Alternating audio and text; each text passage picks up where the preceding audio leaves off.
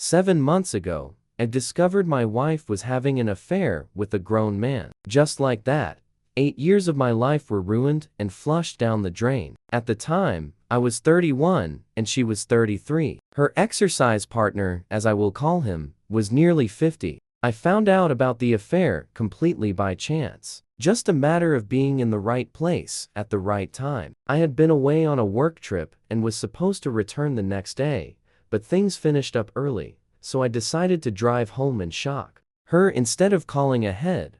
I figured it would be nice to just show up. As I was driving, I noticed my gasoline gauge was low, so I pulled off at the next exit to get fuel. For reference, this exit was about 12 miles from my house. After refilling up the tank, I got back on the road, but the route to the highway was slow. Each intersection had either a halt sign or a signal light, and traffic was crawling. As I sat at a crossroads stop waiting for my turn, I happened to glance at a side street. That is when I saw it. My wife's car pulling out and heading in the same direction I was going. For a second, I thought maybe my eyes were deceiving me, but no, that was definitely her car. My stomach tightened. What the heck is she doing over here? We had just spoken a couple of hours earlier, and she had not mentioned anything about being in this area. Something felt off. I grabbed my phone and called her. It rang 4 times before she finally picked up. When she did, her voice sounded winded, hurried,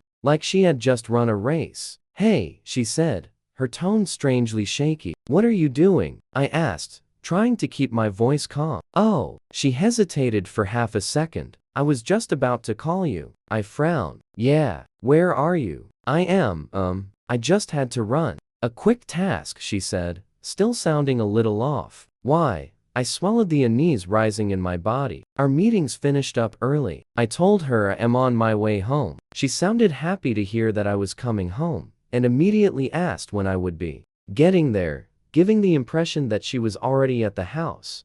I told her I should be there within 15 minutes. As we talked, I could tell from the background noise that she was driving. "Where are you going?" I asked casually. There was a slight pause before she answered, "Oh, just going to the market." Something about the hesitation in her voice made my stomach clench. "Which one?" "The one closest to our house," she said quickly. That was a falsehood. I could see her car just a few hundred yards ahead of me, merging onto the highway. There was no reason for her to be this far from home. If she was just going to the nearby shop, in that moment, I knew she was either cheating on me or involved in something unlawful. If not, why would she deceive? I considered calling her out on the spot, but then I decided to play along. If she was going to mislead, I wanted to see just how deep the dishonesty went. "Great," I said smoothly. "I will meet you there, and then we can go out for supper." There was a beat of silence before she responded,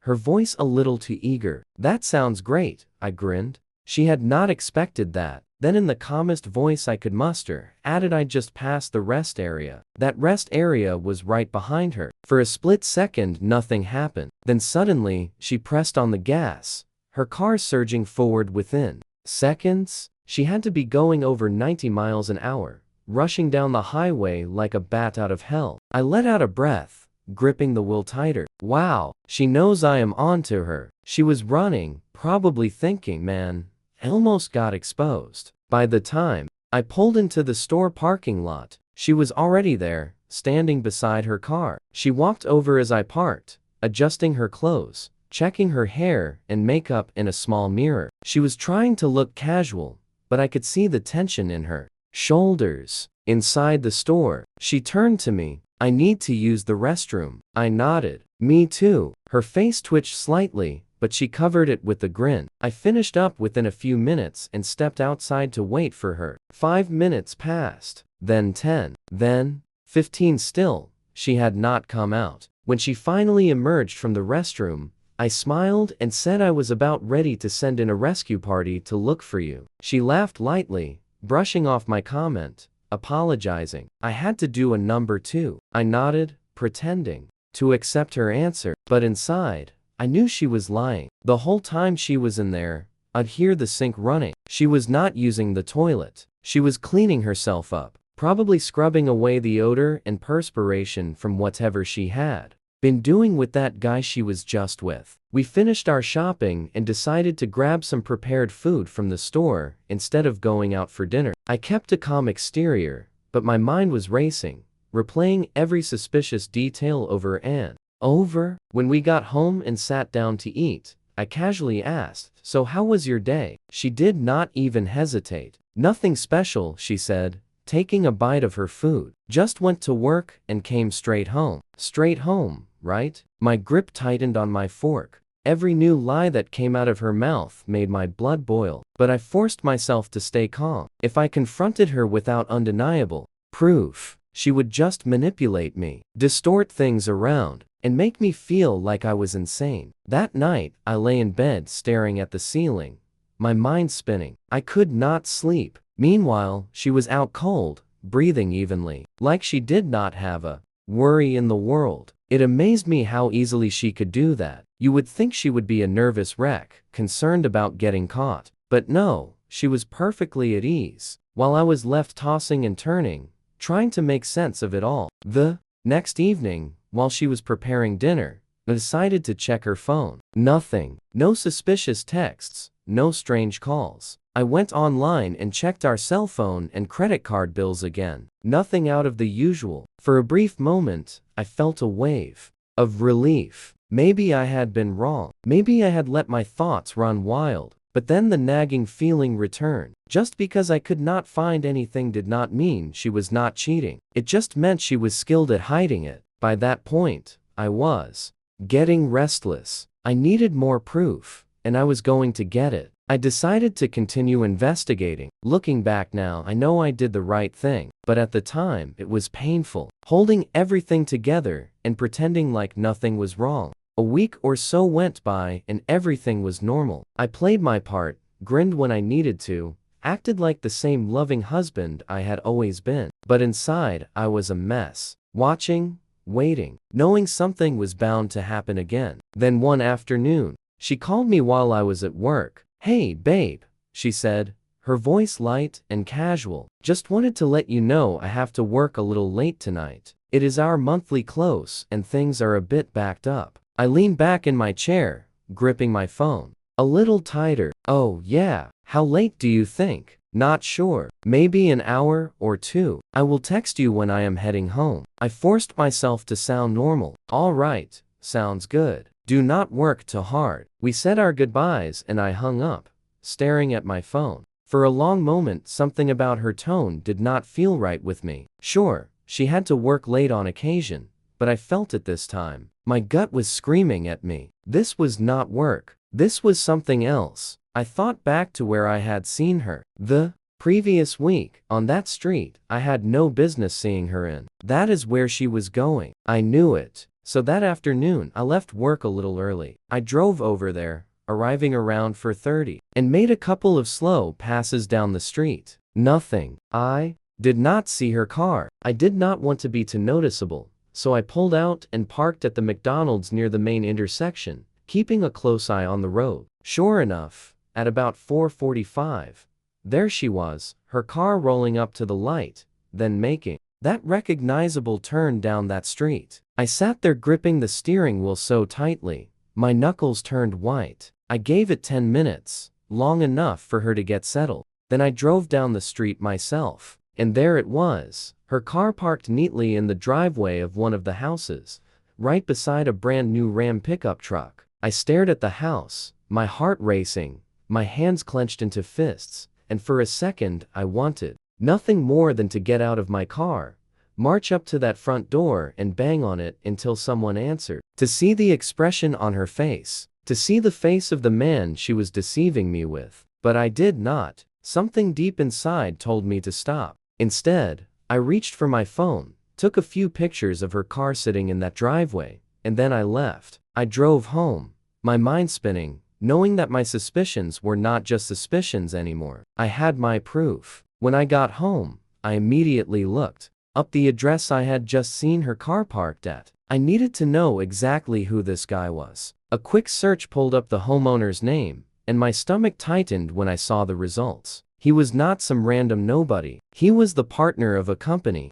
that did business with her company. So she was not just sneaking around with some stranger. She was mixing it up with a client. Digging a little deeper, I found more. According to various records, he was either 49 or 50 years old and had been living at that address since 2009. A little more searching and I confirmed he was separated with 2 college-age kids. Perfect. A middle-aged businessman with nothing to lose, preying on a married woman who clearly had no problem betraying her husband later. That evening, she came home all smiles, carrying bags of takeout from my favorite Chinese place. My favorite place. Like that was supposed to divert me. "Hey, babe," she said cheerfully, walking over to me, her eyes full of affection like nothing was wrong. She leaned in for a kiss, but I turned slightly, giving her a half-hearted air kiss. That was not enough for her. She grabbed my chin and playfully frowned.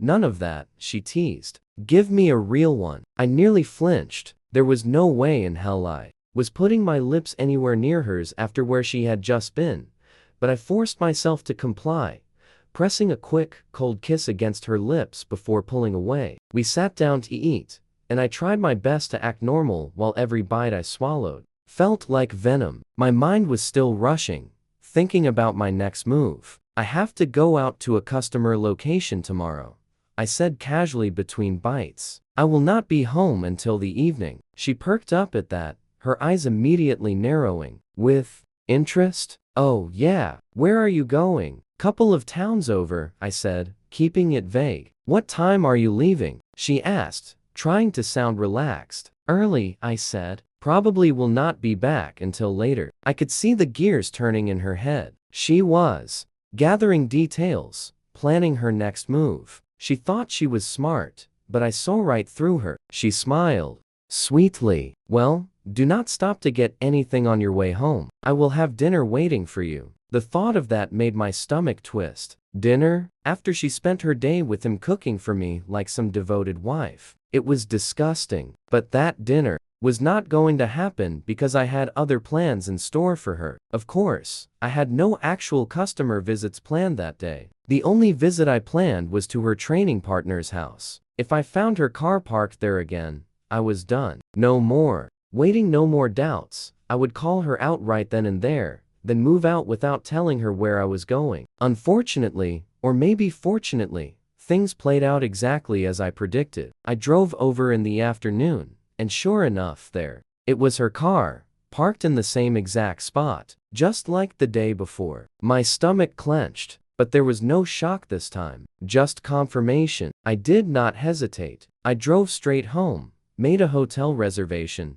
and started packing my clothes. Every fold of fabric, every zipper. Closing my suitcase felt like sealing the door shut on this relationship. I was not even sad, just done. Once I had everything in order, I grabbed my phone and called her. To my astonishment, she picked up immediately, her voice bright and cheerful, like she was so happy to hear from me. "Hey, babe," she greeted. "What is up?" I clenched my jaw. "What are you doing?" "Oh, just sitting in a conference room working on a document," she said casually, like she was not lying straight to my face. "Yeah, you were spreading something, but it sure as hell was not numbers on a sheet." "You are lying," I said flatly. A pause. "What? I know where you are. I know who you are with. And I know exactly what you are doing," I said, my voice calm but ice cold. "You are either screwing him right now, or just finished screwing him. Just like you did yesterday. Just like you did last week." Stillness. She did not even try to deny it. Not a single no. "I swear it is not like that." "Nothing. I am done with you," I continued, "and I will not be home when you get there." Still no reaction, just silence on the other end. I let that sink in for a second, then called her a few insults, words I had held back for too damn long, and hung up. I sat back, sighed, and waited. 20 minutes passed. Then my phone started buzzing calls, texts, over and over. She was in full panic mode now, and I knew exactly why it took her 20 minutes to start, because the second I hung up, she turned around shocked and told her affair partner, "Oh, my God, my husband knows about us." And for the past 20 minutes, she has been scrambling, thinking, panicking, spinning lies, trying to figure out how to save herself. Now, she is ready to talk. During the next 24 hours, my phone never stopped buzzing. She must have left me 50 voicemails and sent over 100 text messages. I should have blocked her, but a part of me wanted to see just how desperate she would get. At first, her messages were full of refusal. It is not what it looks like. I can explain. As if there was any explanation that could excuse this. As if I had not seen her car parked in that driveway twice when I did not respond. She shifted methods. The denial faded, replaced by crying. I am so sorry, Frank. Please just talk to me. Then came the full-blown meltdown. Hours and hours of texts and voicemails of her sobbing, begging for forgiveness. Is not that how it always goes? They do not care when they are sneaking around, but the second they are caught, they turn into a damn wreck. That night, after checking into the hotel, I stopped by the bar to take the stress off. I had not eaten much, so the alcohol hit me fast, numbing the anger just enough. When I got back to my room, I did what I needed to do. I called our parents and laid it all out. I was feeling relaxed from the drinks, so I did not hold anything back. I told them everything, every disgusting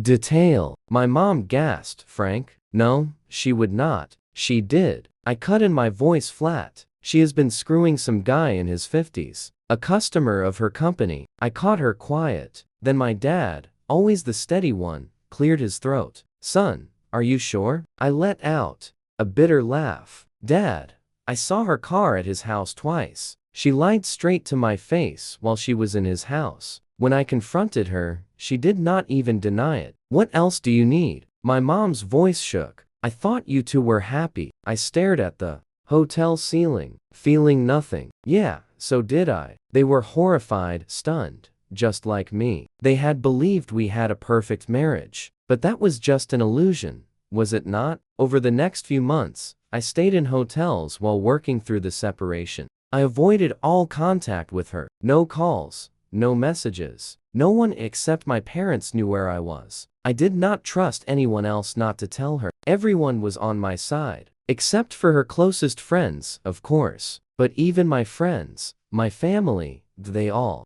kept saying the same thing. You should at least meet with her, let her explain. Give her a chance to say sorry to you in person. From the messages she had been leaving me and the reports I was getting from mutual friends, I knew she was not handling things well. It was not surprising. She had gone from sneaking around behind my back to full-blown panic the moment she realized I was not coming back. But instead of letting her deal with the results of her own actions, her friends decided to make it my problem. At first, it was just pressure, pleading, texts, long-winded voicemails from people I barely knew, all saying the same thing. Just talk to her, Frank. She is not doing well. At least let her explain. Then her older sister jumped in, and that is when things got harsh. One evening, my phone rang and I answered without thinking. Big mistake. Frank, what the hell is wrong with you? Her sister's voice was sharp, furious. She is falling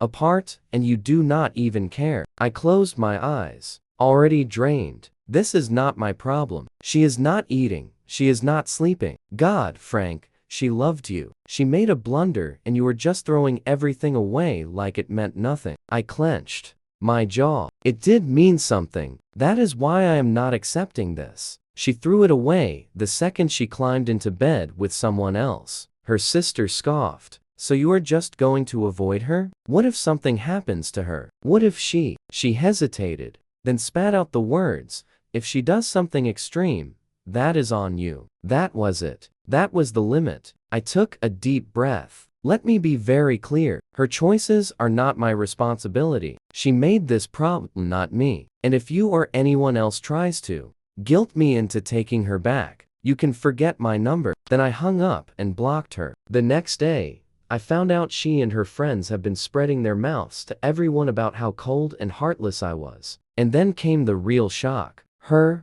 parents turned on me too. That one hurt. We had always been close. Her dad and I would grab beers together. Her mom would tell me I was like the son they never had. I thought they loved me, like relatives. But apparently, when it came down to it, blood was stronger than an 8-year marriage. Her mom called me, her voice tight with regret. Frank, Cannot you just talk to her? No, I said simply. She sighed. You were like a son to us. And now, you are just giving up. I let out a bitter laugh. Giving up? She is the one who betrayed, remember? She made a mistake. Her mom insisted. People work through these things all the time. Well, I am not one of those people. That was the last conversation I had with them. They made their decision, and I made mine. Thankfully, my own family and close friends stood by me through it all. They were the ones who reminded me that I was not crazy, that I did the right thing. No matter how much her side tried to guilt-trip me, I stayed no contact and let my attorney handle everything. My wife fought the separation hard, offering me anything. I wanted to stay married, but I was done. When she finally realized that there was nothing she could say or do to change my mind, she gave in and signed the documents. After that, things moved quickly. Last month, the split was finalized. Clean break, no lingering TIs. I will not pretend I was some tough guy through the whole thing. 8 years is a long time to spend with someone. There were plenty of sleepless nights, moments when the burden of it all nearly broke me, but I pushed through, and now I'm free. That should have been the end of it, but she still thinks there is a chance we will get back together one day. She keeps saying we are meant to be together, that fate will reunite us, just like it brought us together in the first place. I can tell you with 100% certainty that will never happen. She still texts me 3 to 4 times a week, updating me on her life, telling me how much she misses me, and begging over and over again. I probably should have removed her by now, but honestly, I kind of enjoy hearing about how miserable she is. Maybe that makes me spiteful, but after everything she put me through, I think I am entitled to a little satisfaction. As for her drill partner, well, I cannot say too much about that right now. Let us just say my attorney and his attorney are working on something, and I will leave it at that. You can guess. Now get this. She told me that he meant nothing to her, that she cut all connection with him. But you know what? I do not care. It does not concern me if he was just a meaningless fling or the love of her life. The fact is, she deceived me, and there is no coming back from that. 7 months later, her drill partner handed me $200,000 to end the case. Well, I took the money. No sense extending things out when I had already won in every way that counted. I was now free of a cheating wife and better. Still, I got paid for it. Some people might call it bribe money, but I call it payment for my wasted years. A few weeks ago, I got a call from an unknown number. I do not usually answer those, but something told me to pick up. Frank, it is Linda, her mother's voice came through, weak and uncertain. I almost hung up right then, but I waited. I knew why she was calling. She collapsed at home. They found her on the floor. She was not eating, was not sleeping. The doctors say it is severe depression. They put her in a rehab facility. I did not say anything. What was I supposed to say? That I felt sorry for her? That I would come running back to rescue her from the disaster she made? Linda sniffled on the other end. Frank, please, if you just talk to her. No. My voice was firm, cold. She is not my problem anymore. She is sick, Frank. She needs help. I cut her off. She needed to think about that before she spread her legs for another man. I owe her nothing. Silence. Then in a small, defeated voice, she whispered, she still loves you. I let out a bitter laugh. She loved me so much. She betrayed me in the middle of the day. No, Linda, she loved the life I gave her, the stability, the comfort. But me? If she really loved me, she would not have ruined everything we built. Frank, do not call me again. And I hung up. I knew then that as long as I stayed in the city, they would always keep coming after me. With that money, I bought a small farmland out in the countryside, a place far from the noise and the reminders. I got myself a few animals, chickens, goats, even a couple of horses. I traded in the stress of corporate life for the peace of wide open fields and early morning sunrises. I left my job for good. No more meetings, no more deadlines, no more dealing with people I did not want to deal with. Out here, it is just me, the land, and the animals. I wake up with the sun, work with my hands, and breath in the fresh air. For the first time in a long time, I feel good, not just emotionally, but physically. And mentally,